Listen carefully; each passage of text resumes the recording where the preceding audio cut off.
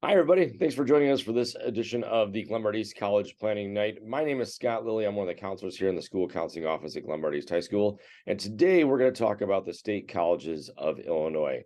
We know that a lot of families are looking for good financial options, and your tax dollars have helped pay for our public schools in Illinois. So let's take a look at some of the options that might be a little bit more affordable for you being a resident of Illinois.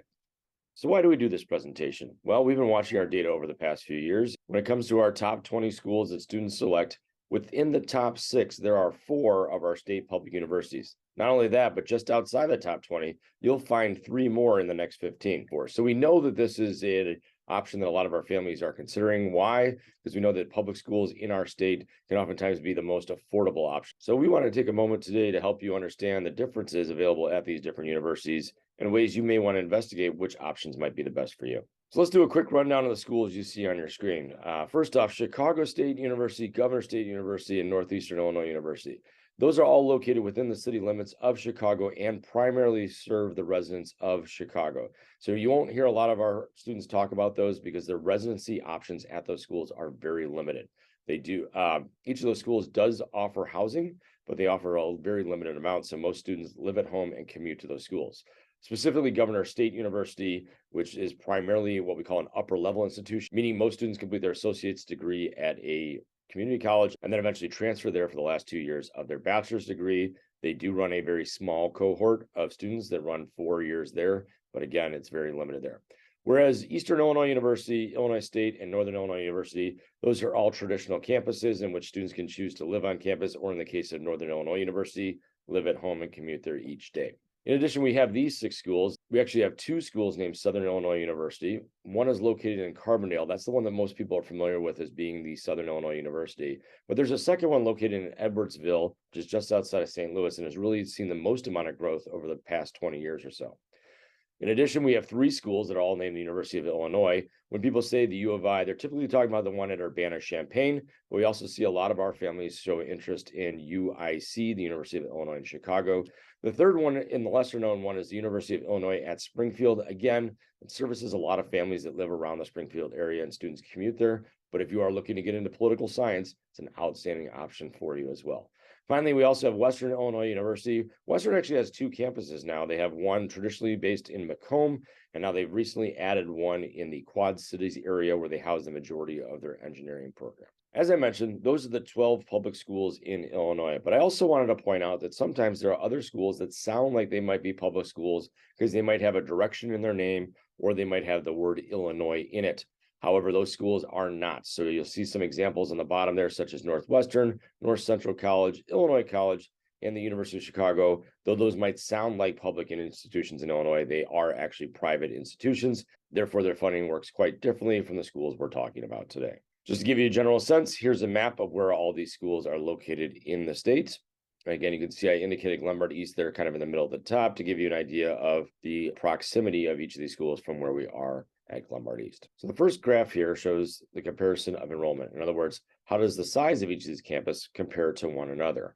As you may have expected, the University of Illinois at Urbana-Champaign is by far the largest campus. The blue part of the chart represents the undergraduate enrollment. That's typically what we think of when it comes to students coming out of high school and getting their first degree. That would be undergraduate enrollment. Whereas graduate and doctoral enrollment, those students might be already working in their field and maybe are not full-time students and maybe are more commuting to campus. So as you might have expected, the University of Illinois is our largest, the University of Illinois Chicago being the second largest, Illinois State the third, and then you can see after that they kind of level off. Here's a comparison of the average GPA for admitted students.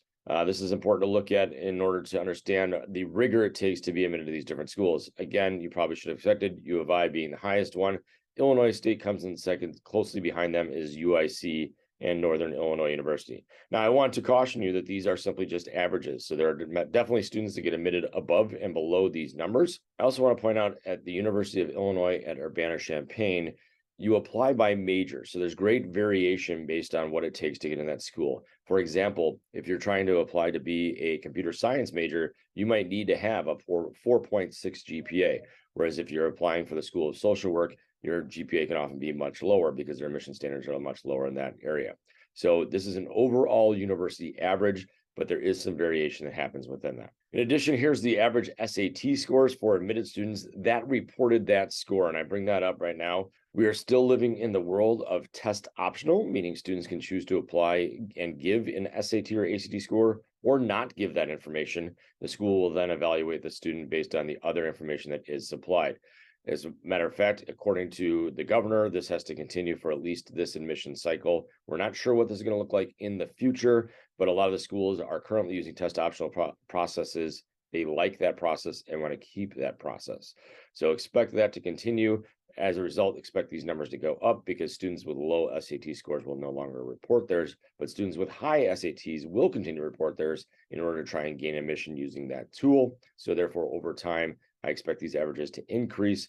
But again, students are above and below these numbers, and this is an optional choice. So if you find your numbers are below these numbers, then you are welcome to apply using test optional and hope to be admitted based on your other credentials. Of course, we were talking today about finances, so we want to also give you a comparison of how much it costs to go to schools. What's interesting about this is schools will report different metrics. So some of them are transparent and will show you what it costs for their tuition, room and board, and additional fees on top of that.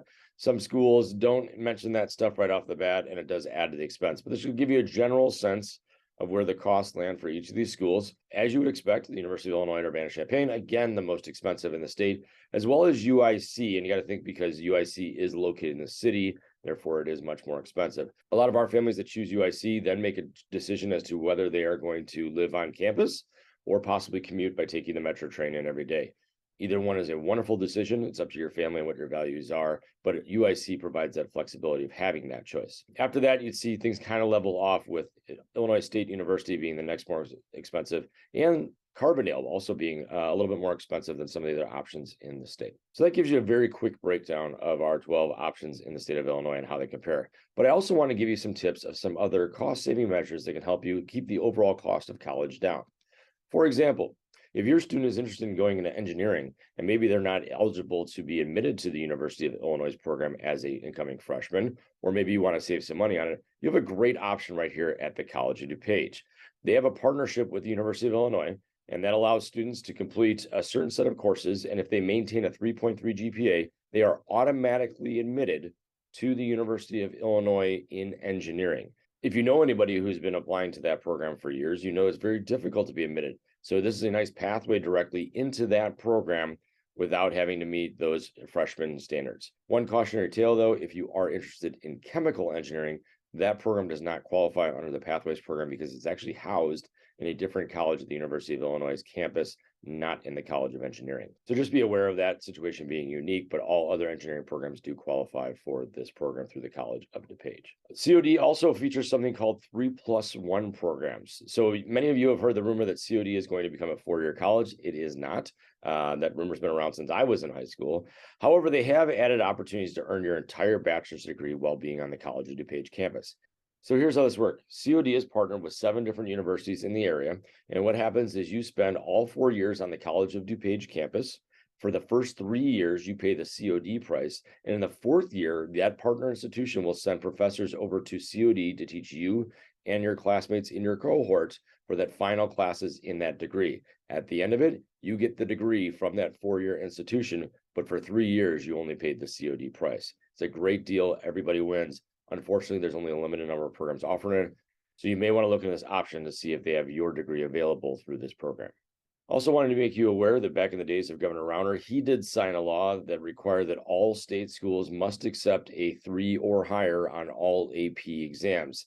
The one item of note on this piece is that not all schools will honor that specific exam for that specific area. For example, the University of Illinois, they might accept your 3 on a calculus test, but still make you take that calculus class when you get there, and they simply give you elective credit for that AP calculus exam. So this is a great way to save some money in the overall college process. Just don't make assumptions that it's going to allow you to necessarily skip a class that you don't necessarily want to take at the collegiate level. Finally, I have a couple other affordable options I want to mention that are kind of a little bit out of the box. So what we're seeing is right now, specifically in the states of Michigan and Wisconsin, they have very low enrollment at some of their non-flagship schools. So flagship schools are the schools with the big names that everybody knows nationally, and therefore students will go to from all over the country. So for example, the University of Wisconsin-Madison, University of Michigan, and Michigan State University, those are national brands that students will go to from all over the country. they're going to charge you typical out-of-state rates. However, there are dozens of other great schools in those two states that will offer you a high quality education at an in-state rate, even though you live in Illinois. So take a good look at some of the other schools in Wisconsin and in Michigan. In Michigan, it's like Illinois, where they have different directional names assigned to them. So Western Michigan University, Central Michigan University, Eastern Michigan. I also recommend Grand Valley State University, Northern Michigan. Those are all great places that are going to offer you close to in-state rates. In Wisconsin, they do things a little bit different. All of their schools are named the University of Wisconsin and then the city in which they're located in. So again, Madison is still going to be very expensive, but other places like Whitewater and Parkside and Milwaukee and Platteville, they're all going to offer you very affordable rates, sometimes even comparable to what we would get in state. So if you like the affordability of Illinois public schools, but you want to expand your horizon a little bit more, take a look up north a little bit at those two states. In addition, you can get a very similar cost break at other schools that are looking to recruit specifically in Chicagoland. Western Kentucky, University of Louisville, University of Akron are just three of schools that historically have been trying to recruit the Chicagoland area and often offer good rates there. Like I said, flagship public schools are going to get a national draw, so you may want to look at other states and look at their non-flagship publics, the lesser known schools that are in that state. A lot of times I get the question of, well, how do we become a resident of a state? Then we can get in-state tuition. This varies state to state. For example, schools like Missouri and Utah, they actually have it on their website. They'll kind of walk you through how to do that. They make it very easy for you to become a resident and therefore get the resident tuition rate after your freshman year. Other schools like the University of Iowa, they make it very difficult. You have to be enrolled as less than a half-time student. You have to work full time. You have to get a driver's license. Lots of different steps there. They make it challenging. I also get this question every once in a while too, like, we have a cabin in Wisconsin. Does that mean we get in-state rates? Unfortunately, no, that does not mean you get in-state rate. It has to do with where you primarily file taxes. And don't forget, when we go to send your students' records to their school, it is going to indicate that they graduated from Lombard East High School. So if you're trying to say that you live in this cabin in Michigan, but your kid goes to school in Lombard every day, you're going to raise a red flag. Also want to mention that Missouri State and Truman State are other good options in the state of Missouri, offering very affordable rates for them as well. And finally, don't be totally scared off by the prices of private schools. Their money is private, so they are able to do what they want with it. So oftentimes they use that money to entice students to come to their school by lowering their cost rate. So you still want to investigate your options when it comes to private schools. Take some time to watch our videos on financial aid so you get a better understanding of how that process works. But yes, they do start with very scary numbers at the very beginning, but those numbers can come down significantly and make them competitive with these schools that we talked about today once all the financial aid does kick in. So I just want to thank you all for taking the time to watch this video. I hope you found it was helpful. And of course, if you have any kind of follow-up questions, feel free to contact myself or your student's assigned counselor. We're here to help. Let us know what we can do to help you out. And again, thanks for taking your time today.